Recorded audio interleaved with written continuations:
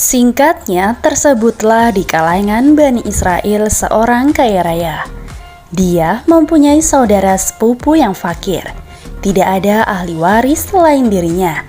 Ketika orang kaya tersebut tidak lekas mati, maka saudara sepupunya agar dia dapat mewarisi hartanya. Saudaranya ke desa lain, lalu melemparkan di pelataran desa. Kemudian ia berlagak hendak menuntut balas. Dia bersama orang-orang mendatangi Nabi Musa alaihissalam memohon kepada Nabi Musa alaihissalam agar berdoa kepada Allah Subhanahu wa Ta'ala supaya. Kemudian Nabi Musa alaihissalam memerintahkan mereka agar menyembelih sapi dengan berkata kepada mereka, "Dan ingatlah ketika Musa berkata kepada kaumnya, sesungguhnya Allah menyuruh kamu menyembelih seekor sapi betina." Mereka berkata, "Apakah kamu hendak menjadikan kami buah ejekan?" Quran Surat Al-Baqarah ayat 67. Maksudnya, apakah engkau mengejek kami? Padahal kami bertanya kepadamu mengenai orang yang terbunuh dan engkau justru memerintahkan kami agar menyembelih sapi. Lantas Nabi Musa alaihissalam menjawab, "Aku berlindung kepada Allah agar tidak termasuk orang-orang yang bodoh." Quran Surat Al-Baqarah ayat 67. Maksudnya termasuk orang-orang yang mengejek kaum mukmin. Ketika mengetahui bahwa menyembelih sapi merupakan rencana dari Allah Subhanahu wa Ta'ala, mereka menanyakan ciri-ciri sapi tersebut kepada Nabi Musa alaihissalam.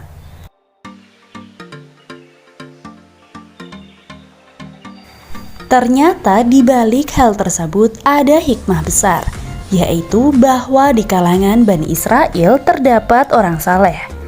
Dia mempunyai anak laki-laki yang masih kecil dan dia mempunyai anak sapi betina.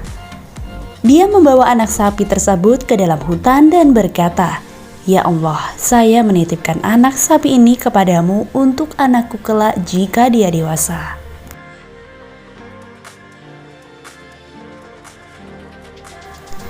Selanjutnya, orang saleh ini meninggal dunia sehingga anak sapi ini masih di hutan sampai bertahun-tahun. Anak sapi itu berlari setiap kali dilihat oleh orang.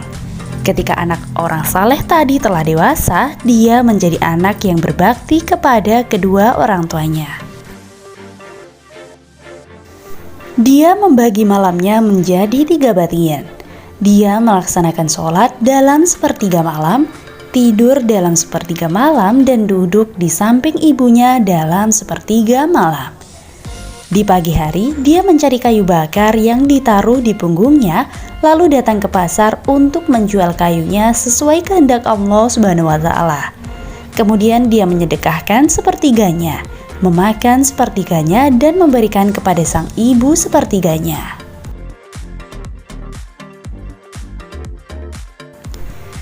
Pada suatu hari sang ibu berkata kepadanya, "Sesungguhnya ayahmu telah mewariskan anak sapi betina untukmu yang dia titipkan kepada Allah Subhanahu wa Ta'ala di hutan ini.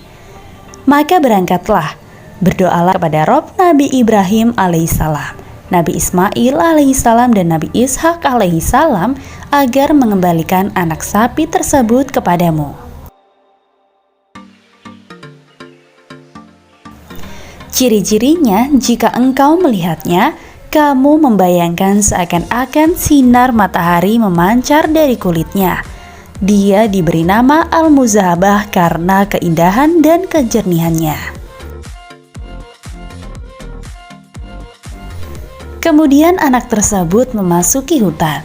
Lalu dia melihat anak sapi sedang merumput. Lantas dia memanggilnya dengan mengatakan, "Saya bermaksud kepadamu dengan menyebut nama Rob Nabi Ibrahim alaihissalam, Nabi Ismail alaihissalam, dan Nabi Ishak alaihissalam."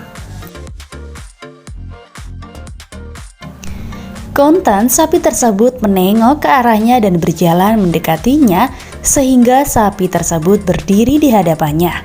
Dia lalu memegang lehernya dan menuntunnya. Dengan izin Allah Subhanahu wa Ta'ala, tiba-tiba sapi tersebut bicara, "Wahai anak yang berbakti kepada kedua orang tua, tunggangilah aku karena hal itu lebih meringankanmu." Anak tersebut berkata, "Sesungguhnya ibuku tidak memerintahkanku melakukan hal itu." Akan tetapi beliau berkata, "Peganglah lehernya."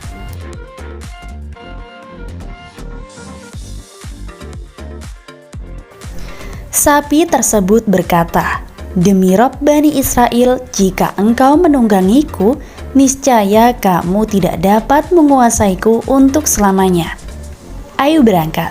Sungguh jika engkau memerintahkan gunung melepaskan diri dari pangkalnya dan berjalan bersamamu, niscaya ia melakukannya lantaran baktimu kepada ibumu." Lantas, pemuda tersebut berjalan bersama sapi menemui ibunya. Sang ibu berkata kepadanya, "Sesungguhnya engkau tidak memiliki harta, engkau kerepotan mencari kayu bakar di siang hari dan melakukan qiyamul lail di malam hari. Oleh karena itu, pergilah, jual sapi ini." Si anak pun bertanya, "Saya jual dengan harga berapa?" Ibunya menjawab, 3 dinar, engkau jangan menjual tanpa pertimbanganku. Harga sapi telah dipatok 3 dinar. Sang anak pun berangkat ke pasar.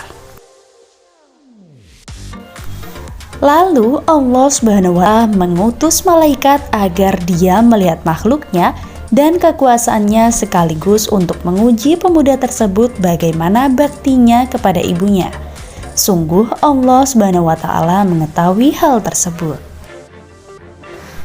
Sang malaikat bertanya, "Kamu jual sapi ini dengan harga berapa?" Dia menjawab, 3 dinar dengan catatan ibuku meridhoinya. Lantas malaikat berkata, "Saya beli 6 dinar, tetapi engkau tidak perlu meminta persetujuan ibumu." Pemuda itu berkata, "Seandainya engkau memberiku emas seberat sapi ini pun, saya tidak akan mengambilnya melainkan dengan ridho ibuku."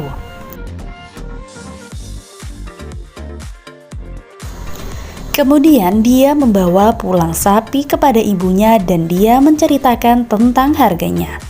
Lalu sang ibu berkata, "Kembali lagi, juallah dengan harga 6 dinar berdasarkan ridho dariku." Dia pun berangkat ke pasar dan menemui malaikat. Sang malaikat bertanya, "Apakah engkau telah meminta persetujuan ibumu?" Pemuda itu menjawab, "Beliau menyuruhku agar tidak mengurangi harganya dari 6 dinar dengan catatan saya meminta persetujuan ibu." Sang malaikat berkata, "Saya akan memberimu 12 dinar." Pemuda itu pun menolak lalu kembali kepada ibunya dan menceritakan hal tersebut kepadanya. Ibunya berkata, "Sungguh orang yang mendatangimu adalah malaikat dalam bentuk manusia untuk mengujimu. Jika dia mendatangimu lagi, katakan padanya, apakah engkau memerintahkan kami untuk menjual sapi ini ataukah tidak?"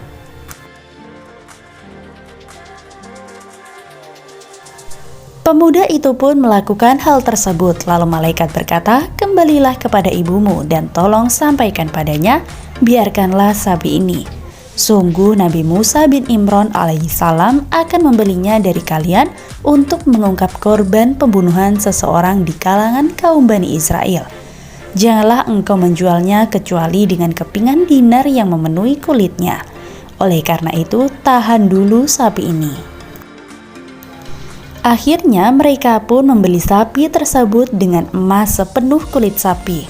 Lantas mereka menyembelih sapi tersebut kemudian memukulkan bagian dari sapi kepada korban pembunuhan sebagaimana perintah Allah Subhanahu wa Ta'ala. Nah, baik teman-teman, itulah tadi video dari kisah Al-Baqarah sapi betina di zaman Nabi Musa. Sampai jumpa di video berikutnya.